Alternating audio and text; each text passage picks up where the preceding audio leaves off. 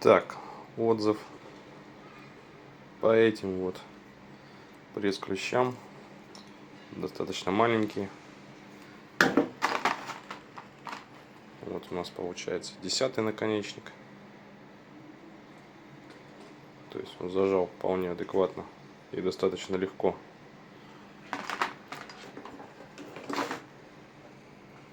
16-я гильза. Уже было сложнее, но тем не менее она зажала.